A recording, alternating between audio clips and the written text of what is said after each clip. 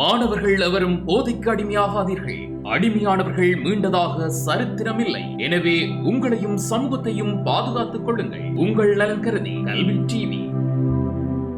வகுப்பிலே நாங்கள் தரம் 9க்குரிய தமிழ் மொழியும் இலக்கியம் என்ற பாடப்பிறப்பில் முதலாவது பாடத்தை பார்க்கிறோம். என்னென்று சொன்னால், நல்ல எண்ணங்களை தேர்ந்தெடுங்கள். நல்ல எண்ணங்கள், நல்லெண்ணங்கள் என்று சொல்லப்பட்டிருக்கு. நல்ல எண்ணங்களைத்தான் நல்லெண்ணங்கள். நல்ல எண்ணங்களை நாங்கள் தேர்ந்தெடுக்க வேண்டும். நாங்கள் தேர்வு செய்கிற போது நல்லனவற்றை தெரிவு செய்ய வேண்டும். நாங்கள் ஒரு பரீட்சையில் எப்படி நாங்கள் இலகுவாக எழுதக்கூடிய கேள்விகளை முதல்ல தெரிவு செய்து எழுதுகிறோமோ, அதே மாதிரி எங்களுக்கு முன்னால் பல்வேறு எண்ணங்கள், கருத்துக்கள் எல்லாம் இருக்குது. இவற்றில் நல்லனவற்றை நாங்கள் தெரிவு செய்து எடுத்துக்கொள்ள வேண்டும். புத்தகங்களாக இருந்தாலும் சரி, ஒருவருடைய சொற்பொழிவாக இருந்தாலும் சரி, அல்லது மற்றவர்கள் கதைக்கிறதாக இருந்தாலும் சரி, அல்லது டிவி நிகழ்ச்சியாக இருந்தாலும் சரி, எந்த நிகழ்ச்சிகளாக இருந்தாலும் இவற்றில் நல்லனவற்றை நாங்கள் எடுத்துக்கொள்ள வேண்டும். எல்லாம் இருக்கும். ஆகவே நல்லனவற்றை நாங்கள் தெரிவு செய்கிற போது அது எங்களுக்கு பயனுடையதாகவும் எங்களை வளம் மிக்கதாக மாற்றுவதற்கு உதவும். இந்த வகையிலே நாங்கள் நல்ல செயல்களை, நல்ல எண்ணங்களை எங்கள் மத்தியிலே நாங்கள் உருவாக்கி கொள்ள வேண்டும். எங்கள் செயல்கள் நல்லனவாக இருக்க வேணும், எங்களுடைய எண்ணங்கள் நல்லனவாக இருக்க வேணும். என்ன, இப்படி இருக்கிற போது நாங்கள் சிறப்பான ஒரு வாழ்வினை நாங்கள் அமைத்துக் கொள்ளக்கூடியதாக இருக்கும். மற்றவர்களுக்கு துன்பம் தராத, மற்றவர்களுக்கு இடைஞ்சல் இல்லாத அவ்வாறான முறையிலே நல்ல எண்ணங்களை, அதைத்தான் சொல்லுகின்றார் இந்த திருவள்ளுவர். இனிய உளவாக இன்னாதன செய்தல், கனி இருப்ப காய் கவர்ந்தற்று என்று சொல்லுகிறார். அப்போ இனிய உளவாக, இனிய பழங்கள்லாம் இருக்குதானே, அந்த இனிய பழங்களை நீங்கள் அதுக்கேன் காய்க்கு கல்லறிகிறீங்க, அது காய்ச்சி வருகிற காய்க்கு கல்லறிகிறீங்க, அப்படி இருக்கக்கூடாது. அதைத்தான் சொல்லுகிறேன். அதே மாதிரி நல்லனவெல்லாம் இருக்கின்றன. நல்ல சொற்கள், நல்ல செய்கைகள், நல்ல எண்ணங்கள், இப்படியெல்லாம் இருக்கு. அவற்றை நாங்கள் எடுத்துக்கொள்ள வேண்டும். புத்தகங்களை வாசிக்கிற போது நல்லனவற்றை நாங்கள் உள்ளங்கொள்ள வேண்டும். எல்லா விஷயங்களும் வரும், வராதண்டில்லை. அதில் நல்லனவற்றை நாங்கள் எடுத்துக்கொள்வது தான் ஒரு புத்திசாலியுடைய மாணாக்கருக்கு உகந்தது. அந்த வகையிலே நாங்கள் இந்த பாடத்தை நாங்கள் பார்ப்போம். நல்லெண்ணங்களை தேர்ந்தெடுங்கள் என்று இங்கே சொல்லுகிறார். நல்லெண்ணங்கள், அது என்ன நல்லெண்ணங்கள் என்று இங்கே கதை மூலம் உங்களுக்கு சொல்லப்படுகிறது. பாருங்கள், ஒரு பழக்கடையிலே பழங்கள் அழகாக அடுக்கி வைத்திருக்கிறார். பழக்கடை, இங்கே நாங்கள் டவுனுக்குள்ளே பார்ப்போமே பழக்கடைகள். ஆகவே நமக்கு பிடித்த பழங்களை வாங்கிக் கொள்கிறோம். அந்த பழக்கடையில் நமக்கு பிடித்தமான பழக்கடைகளை, பூக்கடைகளே விதவிதமான பூக்களை கொட்டி வைத்திருக்கிறார். பூக்கடையில் அதிலேயும் நமக்கு பிடித்தமான பூக்களை தேர்ந்தெடுத்து கொள்வோம். பெரிய ஹோட்டல்கள் விதவிதமான உணவுகள் சமைத்து அடுக்கி வைத்திருக்கிறார். அதிலேயும் நமக்கு பிடித்த உணவை தட்டில் ஏற்றி கொள்ளுகிறோம். இதுதான் எங்களுடைய வேலை. எங்களுக்கு பிடித்தமானவற்றை நாங்கள் எடுத்துக்கொள்வோம். அதே போல உலகிலே பல வகையான எண்ணங்கள் நிறைத்து வைக்கப்பட்டிருக்கு. எண்ணங்கள் பல பேர். சுக நினைவுகளை எழுப்பும் எண்ணங்கள், துக்கத்தை மூட்டிவிடும் எண்ணங்கள், சுறுசுறுப்பையும் உற்சாகத்தையும் தரும் எண்ணங்கள், சோகத்தையும் சோர்வையும் உண்டு பண்ணும் எண்ணங்கள் என்று உலகிலேயே நம் கண்மன் பல வகையாக அடுக்கி வைத்திருக்கின்றன. பல வகையாக இருக்கு. காற்றில் மிதக்க விட்டிருக்கிறது. நாம் எதை தேர்ந்தெடுக்கிறோம், நமக்கு பிடித்தமானது எது, இதைத்தான் நாங்கள் தெரிவு செய்ய வேண்டும். கோபக்காரன் என்று பெயர் பெற்றவனையும், தன்னம்பிக்கை இல்லாதவன், கையால் ஆகாதவன், கவலைப்படுபவன் என்று அழைக்கப்படுபவரையும் பார்த்தால் அவன் உள்ளம் எந்த வகை எண்ணங்களால் நிறைக்கப்பட்டிருக்கிறது என்பது தெரிய வேண்டும். சிலர் முகத்தை பார்த்தாலே சொல்லிவிடலாம், துக்கம் கோடுகளை போட்டிருக்கிறதா, உற்சாகம் தன்னம்பிக்கையை நிலவிடுகிறதா என்று அவர்கள் என்றெல்லாம் நாங்கள் பார்க்கக்கூடியதாக இருக்கும். அவர்கள் அழுகிய பழத்தை வாங்குவர்கள், விலை குறைவாக வாடிய பூவை தெருவிலிருந்து பொறுக்குவர்கள், ஊசி பூன ஊசி போன உணவை வென்று விழுங்குவோர். ஊசி போன உணவுனா கெட்டு போன உணவு. இவர்கள் எதை தேர்ந்தெடுத்தார்கள்? துக்கத்தை, துயரத்தை, பிரச்சனைகளை சமாளிக்க முடியாத அவலத்தை என்று இவற்றை தான் தேர்ந்தெடுக்கிறார்கள். அவர்கள் இந்த கீழ்மட்ட எண்ணங்களை தேர்ந்தெடுப்பவர்கள் அதில் ஆழ்ந்து போகிறார். மாறாக மேம்பட்ட எண்ணங்களை தேர்ந்தெடுப்பவர்கள் வாழ்க்கையின் வெற்றி பட்டியலில் இடம்பெறுகின்றனர். வெற்றி பட்டியலில் இடம்பெறுகின்றனர். எனக்கு ஏற்பட்ட நிலை அப்படி, நான் வருத்தப்படாமல் என்ன செய்ய முடியும் என்று சிலர் கேட்பது காதில் விழுகிறது. என்ன, எனக்கு ஏற்பட்ட நிலை, என்னோட தலைவிதியப்பா இப்படி நடந்து போச்சு, என்ன செய்கிறது என்று சொல்றவரும் இருக்கிறார்.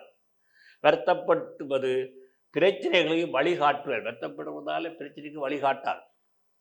வருத்தத்தை விட்டு இது நிலைமை, இதிலிருந்து மீள நான் என்ன செய்யலாம், இதுதான் நிலைமை, இதிலிருந்து நான் எப்படி மீளலாம், என்ன செய்யலாம் என்று சிந்திக்கும் போதுதான் வழி பிறக்கிறது. வருத்தப்படுவதன் மூலம் நமக்கு நாமே தண்டனை அளித்துக் கொள்வோம். வருத்தப்பட்டால் எங்களுக்கு நாங்களே தண்டனை அளித்துக் கொள்கிறோம். அப்படி தண்டனை அளித்துக் கொள்வது ஒரு சிறு சந்தோஷம், அதில் ஒரு சிறிய சந்தோஷம் இருக்கும். வருத்தப்படுவதன் மூலம் பிறர் அனுதாபத்தை புற முயல்வோம். நாங்கள் வருந்துகிறதுனால பிறருடைய அனுதாபம் எங்களுக்கு கிடைக்குது, அதில் சிறு சந்தோஷம். இவை இரண்டும் வழி தெரியாதவன் நடக்கும் தடுமாற்ற பாதைகளே.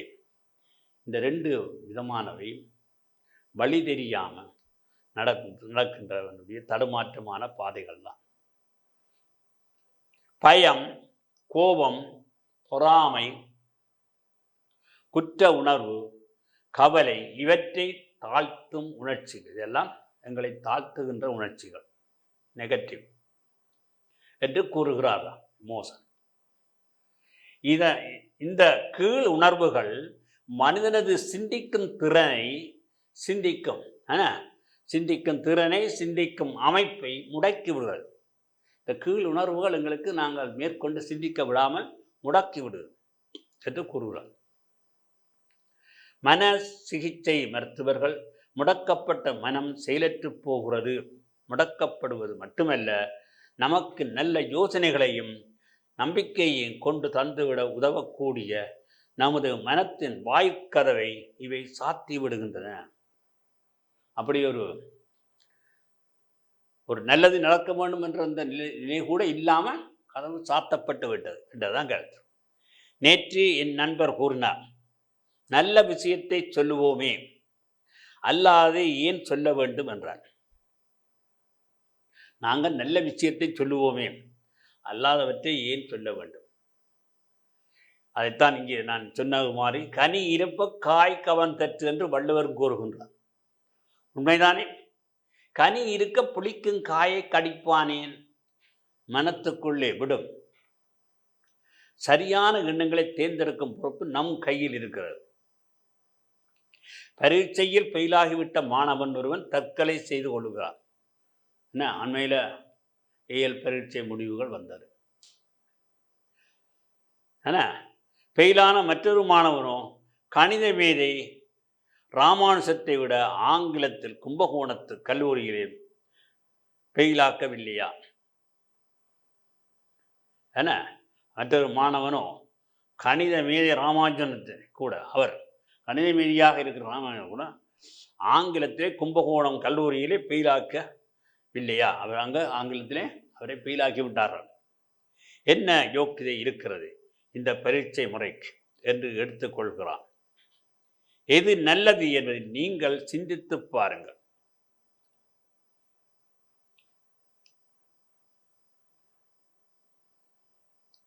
என் மனைவியுடன் வாழ முடியவில்லை, ஓடி வந்து விட்டேன் என்று சொன்னான் ஒருவர். தத்துவஞானி சாக்ரட்டிஸ் தன் நண்பர்களுடன் நின்று கொண்டு உரையாடி கொண்டிருந்த போது சாக்ரட்டிஸின் மனைவி முதல் குப்பையை கூட்டி மேல் மாடியிலிருந்து அவர் தரையில் கொட்டினாளாம். அதான் விட்டுட்டு வந்து சற்று நேரம் கழித்து ஒரு வாளி தண்ணீரை கொண்டு வந்து உயர இருந்து அவர் தரையில் ஊற்றினான். சாக்ரட்டிஸ் சமாதானமாக கூறினார், முன்பு இடி இடித்தது, இப்பொழுது மழை பெய்கிறது என்று மிக நசுக்காக சொன்னார். முன்பு இடி இடித்தது, இப்பொழுது மழை பெய்கிறது. அவ்வளவுதான். இந்த வெளி விஷயம் சாக்ரட்டிஸின் உள்ளத்தை பாதிக்கவில்லை. சும்மா சிம்பிளாக எடுத்தார். விஷயங்கள் அதற்குள்ளாக நன்மை தீமை எதுவும் இல்லை. நாம் அதை எப்படி எடுத்துக்கொள்கிறோம் என்பதை பொறுத்தே நமது உணர்ச்சிகள் புறப்படுகிறது. நாங்கள் எதை எப்படி எடுத்துக்கொள்கிறோம் என்பதுதான் உணர்ச்சிகள் வருகிறது. ஒருவர் வீட்டுக்கு போகிறீர்கள், என்ன, நீங்கள் ஒருத்தர் வீட்டுக்கு போகிறீர்கள், அவர் உங்களை மதிக்கவில்லை என்று வைத்துக் கொள்ளுங்கள். நமது கௌரவம் பாழ்பட்டதாக புழுங்குகிறோம், கோபம் அடைகிறோம், அந்த மனிதரை திட்டுகிறோம், பழி வாங்க துடிக்கிறோம். அதாவது அந்த மனிதர் உரிய கௌரவத்தை உங்களுக்கு தரவில்லை, அதனால் உங்கள் கௌரவம் திடீரென்று இறங்கிவிட்டதா? இல்லை. நீங்கள் நேற்று இருந்த அதே மனிதர் தான், இப்பொழுதும் அதே மனிதர் தான் இருக்கிறீர்கள். அவர் கொடுப்பதனால் வருவதில்லை கௌரவம். நம்மை நாமே மதிப்பதால், புரிந்து கொண்டு இருப்பதால் வருவதுதான். நாங்களே மதிக்கிறதும் அதே நேரத்தில் அதை புரிந்து கொள்வதுதான் தான் வரும். அது ஒரு சிறு சம்பவம் நிகழ்ச்சி. அது நம்மை பாதிக்க நாம் அனுமதிக்கலாம், அல்லது ஏதோ தூசு காற்றில் பறப்பதை போல நாம் அதை சாதாரணமாக எடுத்துக்கொள்ளலாம். ஏற்பட்ட மனவேதனை நிகழ்ந்த சம்பவத்தால் ஏற்பட்டதல்ல. அதை நாம் எப்படி எடுத்துக்கொண்டோம் என்பதை பொறுத்தே வருகிறது. நாங்கள் சிம்பிளாக எடுத்திருந்தால் ஒரு பிரச்சனையும் இல்லை. அதை நாங்கள் பெரிதாக எடுக்கிற போதுதான் எங்களுக்கு பாதிப்பு ஏற்படுகிறது. துறவி ஒருவர் வீட்டுக்கு பிச்சை கேட்க போகிறார். துறவி ஒருவர் வீட்டுக்கு பிச்சை கேட்க போனார். துறவி ஒருத்தர் வீட்டுக்கு போய் பிச்சை கேட்க போனார். அந்த வீட்டுக்காரன் அவரை திட்டிவிட்டான். துறவி கூறினார், ஐயா சற்று நில்லுங்கள், பிச்சை போட்டிருந்தீர்களே, ஆனால் அந்த அரிசி யாருக்கு சொந்தம்? எனக்குத்தானே. பிச்சை போட்டிருந்தால் அந்த அரிசி எனக்குத்தான் சொந்தம். அதே போல நீங்கள் போட்ட பிச்சை வாங்க மறுத்திருந்தால் அந்த அரிசி யாருக்கு சொந்தம்? உங்களுக்குத்தானே, உங்களுக்குத்தான் போயிருக்கும். அதுபோல நீங்கள் போட்ட திட்டுக்களை நான் ஏற்க மறுக்கிறேன். அவை உங்களுக்கு சொந்தம், எடுத்து செல்லுங்கள். நான் உங்களை ஒரு நண்பனை இழந்தேன் என்று சொல்லிவிட்டு நடக்கிறார். மிக அமைதியாக உங்களை ஒரு நண்பனை இழந்தேன் என்று சொல்லிவிட்டு நடக்கிறார். துறவி அவமானப்பட்டவரா என்பதை யோசித்து பாருங்கள். எல்லாம் ஒரு சொல்லை, ஒரு சம்பவத்தை, ஒரு பேச்சை எப்படி எடுத்துக்கொள்ளுகிறோம் என்பதை பொறுத்தே இருக்கின்றது. அப்போ பாருங்க, ஒரு சொல்லை அல்லது ஒரு சம்பவத்தை, பிரச்சனையை நாம் எப்படி எடுத்துக்கொள்கிறோம் என்பதை பொறுத்து தான் இருக்கின்றது என்று இங்கே இந்த கட்டுரையாளர் இதை மிக அழகாக சொல்லுகின்றார். டாக்டர் MS உதயமூர்த்தி என்றவர் நெஞ்சே அஞ்சாதே நீ என்ற அந்த கட்டுரை தலைப்பிலே இவற்றை கூறியிருக்கின்றார். ஆகவே இங்கே நாங்கள் எப்பொழுதும் நல்லெண்ணங்களை நாங்கள் வளர்த்து கொள்ள வேண்டும், தேர்ந்தெடுத்து கொள்ள வேண்டும் என்ற அந்த விடயத்தை தான் இந்த பாடம் எங்களுக்கு உணர்த்துவதாக அமைகிறது.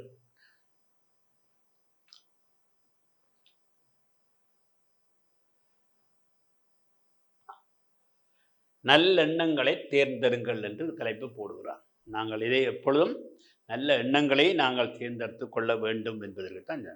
இதையும் நாங்கள் நன்றாக சிந்தித்தால், செயல்படுத்தினால் நல்லவெல்லாம் எங்களுக்கு வந்து சேரும். அதனைத்தான் இங்கே இந்த பாடம் எங்களுக்கு உணர்த்துகிறது. இங்கே பல உதாரணங்கள் மூலம் உங்களுக்கு இவற்றை விளங்க வைத்திருக்கின்றார்கள். இவற்றை வீட்டில் போய் நீங்களும் வாசித்து பாருங்கள். நாங்கள் பயிற்சிக்கு போவோம்.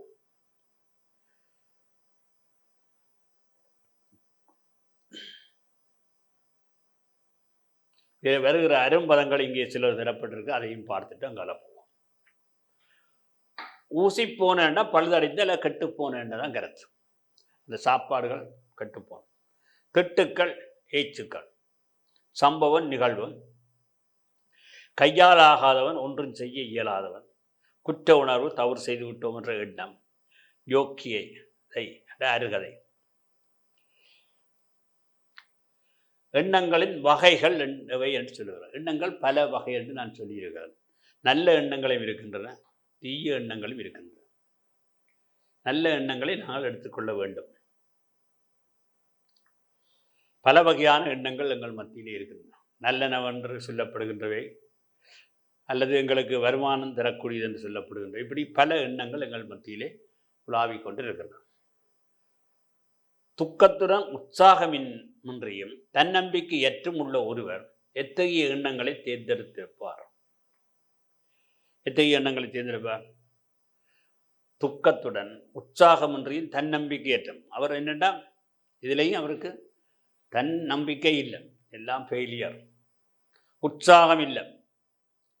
அப்போ அவர் என்ன, நாங்கள் செய்கிறதெல்லாம் செய்து பார்த்துட்டோம், அவருக்கு அதில் நம்பிக்கை இல்லை, துர்க்கம். ஏன்னா ஒருத்தருக்கு ஒருவர் நோய்வாய்ப்பட்டிருக்கிறார், அவருக்கு வேண்டிய வைத்திய வசதிகள்லாம் செய்யப்படுகிறது, ஆனாலும் நோய் குணமாவதில்லை. இப்போ செய்ய வேண்டியதெல்லாம் செய்து கொண்டு அப்போ அதுக்காக குணமாகவில்லை என்று நாங்கள் பேசாமல் இருக்கலாமோ? இன்னும் அவற்றுக்கு வேண்டியவற்றை நாங்கள் தொடர்ந்து செய்து கொண்டு தான் பெற வேணும். அது பலவிதமாக அமையலாம், ஆனால் தொடர்ந்து செய்யவும். அந்த எங்கள் செயல்களில் நாங்கள் உறுதியுடையவளாக இருந்து சில வழியில் வெற்றியும் கிடைக்கும். அந்த அவர்களிலிருந்து மீளக்கூடிய வாய்ப்பும் ஏற்படும். வெற்றி பட்டியல் ஒருவர் இடம்பெறுவதற்கு என்ன செய்ய வேண்டியன யாவை? வெற்றி பட்டியலில் இடம்பெறுவதற்கு அவர் எப்பொழுதும் நல்லவற்றை சிந்திப்பவராக, நல்ல எண்ணங்களை உடையவர்களாக, ஏன்னா பிறருக்கு தீமை வைக்காத எண்ணங்களை செய்பவர்களாக, இப்படி பல விதத்திலே நாங்கள் வெற்றி சொல்லிக்கொண்டே போகலாம்.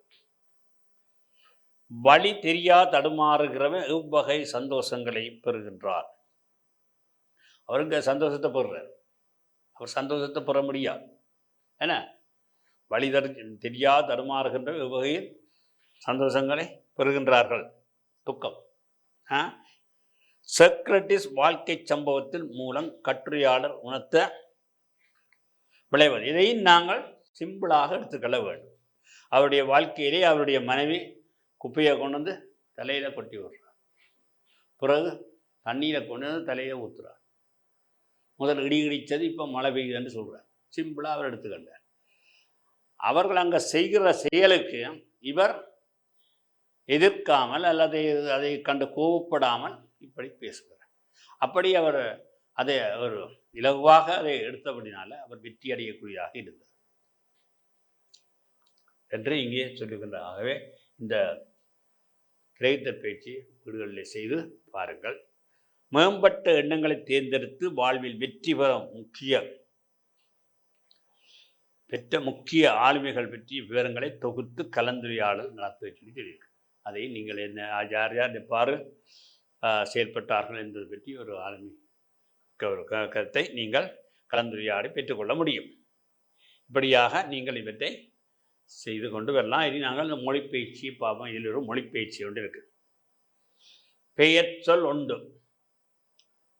ஆகு பெயர் ஒன்றின் இயற்பெயர் அதனோடு தொடர்புடைய புரிதொரு பொருளுக்கு ஆகி வருவது ஆகுவியர் எனப்படும். இது ஒரு வரைவக்கம். ஒன்றின் இயற்பெயர் அதனோடு தொடர்புடைய புரிதொரு பொருளுக்கு ஆகி வருவது ஆகுவியர். மேற்குறிப்பிட்ட வாக்கியங்கள் அத்தி ஊர் என்பன அத்தி மரத்தையும் ஊரையும் உணர்த்தாது அவற்றோடு தொடர்புடைய பூவையும் மக்களையும் முறையே உணர்த்தி நிற்கின்றது. இவ்வாறு ஒரு பொருளுக்கு இயல்பாய் உள்ள பெயர் அதனோடு தொடர்புடைய வேறொரு பொருளுக்கு தொன்று தொட்டு ஆகி வருமாயின் அது ஆகுவேர் என்பது. அத்தி சூடிய ஐயனை பணிவோம் ஊர் உறங்குகிறது. அத்தி சூடிய ஐயனை பணிவோம் என்ற வாக்கியம், என்றது ஊர் உறங்குகிறது. அத்தி என்றது அங்கே ஊர். அத்தி என்ற பூ, அத்திமர பூ, அதை சூடிய மக்கள் ஐயனை பணி, அதை சூடியிருக்கிற ஐயன் இறைவன், அவரை பணிவோம். ஊர் ஊர் உறங்குகிறது என்றால் ஊர்ன்றது அங்கே மக்களைத்தான் ஊர் என்ற அங்கே உள்ள மக்களைத்தான் சொல்லுகிறது. அப்போ பூவையும் மக்களையும் இங்கே உணர்த்துகிறது.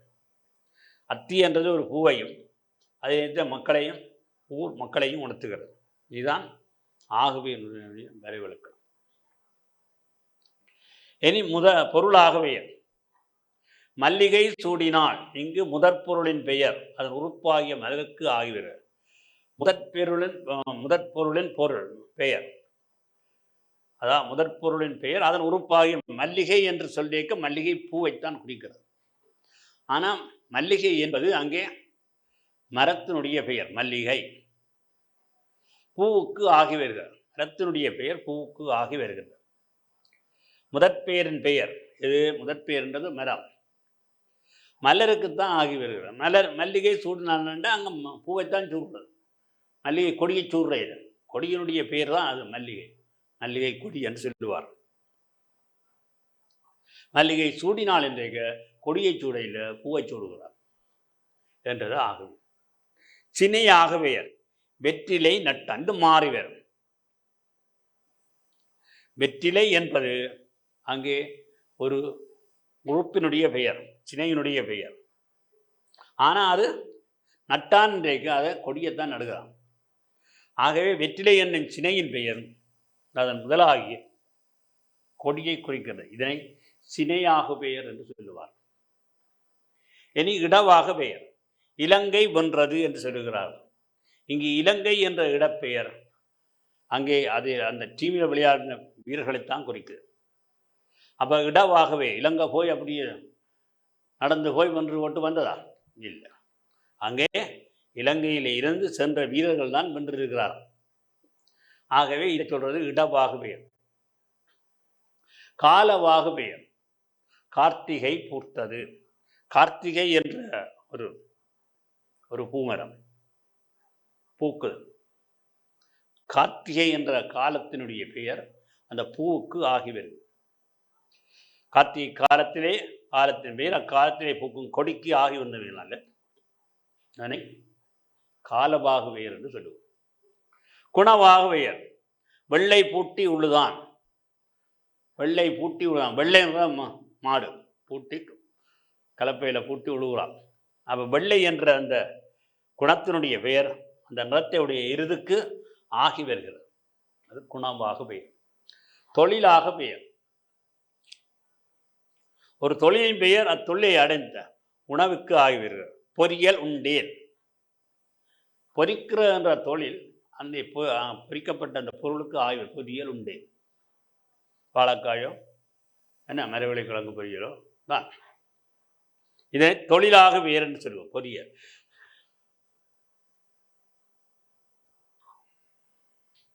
அப்ப இதுவரையும் நாங்கள் ஆகுபெயருடைய 6 வகைகளும் பார்த்தோம்.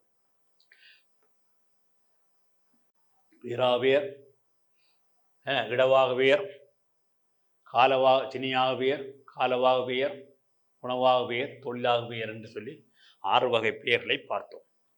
இனி ஒரு பொருள் குறித்த பல சொல். ஒரு பொருள் குறித்த பல சொல், பல சொற்கள் இருக்கின்றன. ஒரு பொருள்ல தான் பல சொற்கள் இருக்கின்றன. பாருங்கள், அரசன் வந்தான், கொற்றன் வந்தான், கோ வந்தான், காவலன் வந்தான், வேந்தன் வந்தான். எல்லாரும் ஒருத்தந்தான்.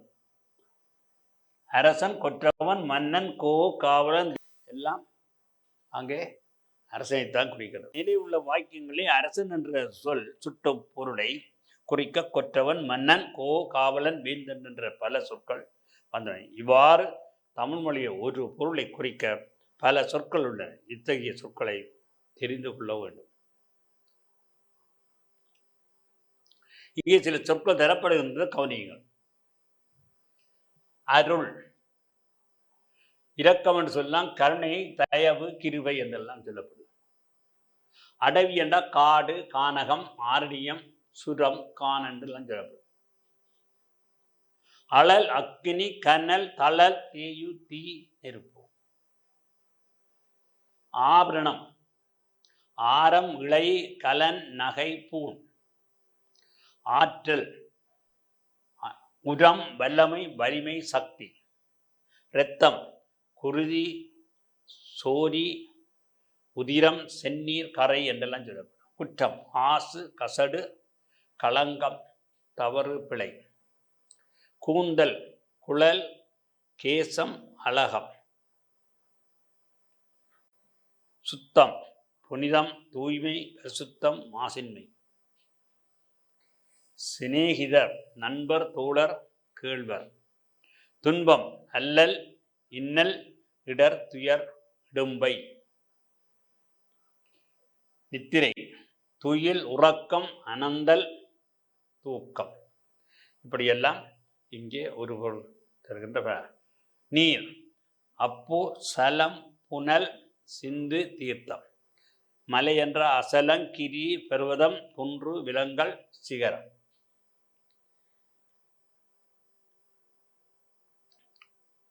இவை பற்றி நாங்கள் பார்த்தோம். இனி பின்வரும் பொருட்களை குறிக்க வழங்கும் வேறு 3 சொற்களை தரும்படி சொல்லியிருக்கு. இதை விட 3 சொற்களை நீங்கள் தேடி தேடி இருக்கலாம். ஒளி என்றதுக்கு குறிக்கிற வேறு 3 சொற்களை தந்து விட்டு நீங்கள் செய்யலாம். அதே மாதிரி ஒளி என்றால் என்ன? வெளிச்சம் உண்டு. இப்படி நீங்கள் குறிக்க வழங்கும் 3 சொற்களை திரட்டும். ஒளி, ஒளி விழா அப்படி சொல்லுவார்கள். மற்றது இகழ்தல், இகழ்தல் என்ன? தூற்றுதல் என்ற கருத்தில் வருது. அப்படி நீங்கள் 3 சொற்களை தேர்ந்தெடுக்கலாம். சொல், சொல் என்றாலும் பதம் என்றாலும் உண்டாம பதம் என்று சொல்லலாம். சாதல், சாதல் என்று சொல்றது இறத்தலை சொல்றது, இறத்தல் அத மரணித்தல், சாதல். சிங்கம் என்றது, சீயம் என்று சொல்றது என்ன? சிங்கம். சோலை, கானகம், சோலையை கானகம் என்று சொல்றது. ஞானம், ஞானம் என்றது அறிவு, அதை வச்சு எழுதலாம். தடாகம், இது பொய்கை, தடாகம், பொய்கை. பெண், தையல் என்ன? இப்படி சொல்லலாம். வாசனை, வாசனை என்றது வாசனை என்றது மனம், நறுமணத்தை சொல்றது வாசனை. இப்படி நாங்கள் இவற்றை கருத்துக்களை வழங்க 3 சொற்களை தெரிந்து எழுதி பழகிக்கொள்ள வேண்டும். அடுத்த பாருங்க, பின்வரும் சொற்கூட்டங்கள் ஒவ்வொன்றதும் ஒரு சொல் வேறுபட்டது. அச்சொல்லினத்தை தெரிவு செய்து கோரிடுக. ஒரு சொல் வேறையா இருக்காம், எல்லாம் மற்ற எல்லாம் சரியா இருக்கும். இங்க பாருங்க, பகைவர்,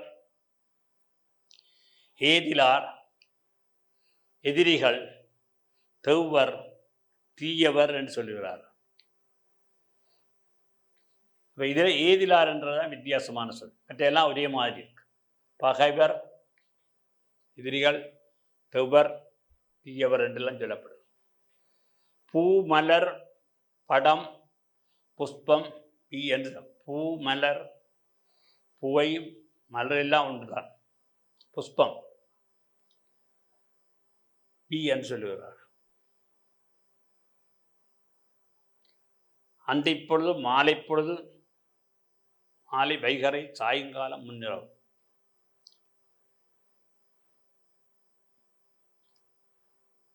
அந்தை பொழுது, மாலை பொழுதெல்லாம் ஒரே கருத்து, சாயங்காலம் ஒரே கருத்து, முன்னிரவும் ஒரே கருத்து. வைகரை என்றது வித்தியாசம். போர், யுத்தம், சரம், சண்டை, அமர் என்று சொல்ல. போர், யுத்தம், சண்டை, அமர், சரம் வேறு. உபரி, கடல், சாகரம், ஆற்பு, புணரி.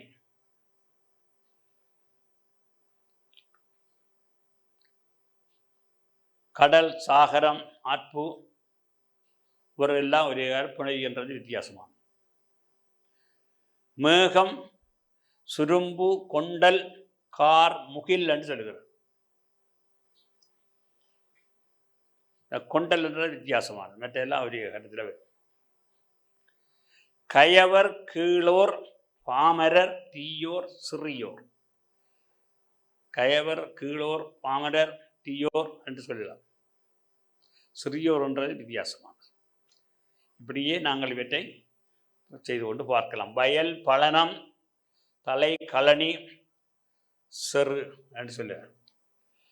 வயல், பழனம், களனி, தலை எல்லாம் ஒன்றோடு தொடர்பு செரு என்று இப்படி நாங்கள் இவற்றை அந்த வித்தியாசங்களை தெரிந்து நீங்கள் இவற்றை படித்துக் கொள்ள வேண்டும். பாருங்கள், இதுவரையும் நாங்கள் இந்த மொழிபெயர்ச்சியை பார்த்து நாங்கள் என்னென்னு சொன்னால், இங்கே அப்படி என்றால் பின்வரும் சொற்கூட்டங்கள் ஒவ்வொன்றும் ஒரு சொல் வேறுபட்டிருக்கு, வேறு கருத்து வருகிறது.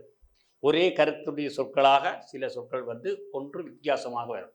அதை கண்டுபிடிப்பது தான் இந்த பயிற்சியினுடைய நோக்கம். இவற்றில் பல சொற்களை பாருங்கள். இப்போ உதாரணமாக நான் சொல்கிறேன் என்றால், போர், யுத்தம், சரம், சண்டை, அமர். இங்கே போர், யுத்தம், சண்டை, அமர் என்ற ஒரே கருத்து, சரம் என்றது வித்தியாசம். இதே மாதிரி மற்றவற்றை நீங்கள் தெரிவு செய்து பயிற்சியாக செய்து பழகிக்கொள்ள வேண்டும் என்று கேட்டுக்கொண்டு இத்தோடு இந்த வகுப்பினை நிறைவு செய்கிறேன். நன்றி. கல்வி டிவியில் புத்தம்புது நிகழ்ச்சிகளை உடனுக்குடன் பார்த்து மகிழ எமது Facebook மற்றும் YouTube பக்கத்தை லைக் செய்யுங்கள்.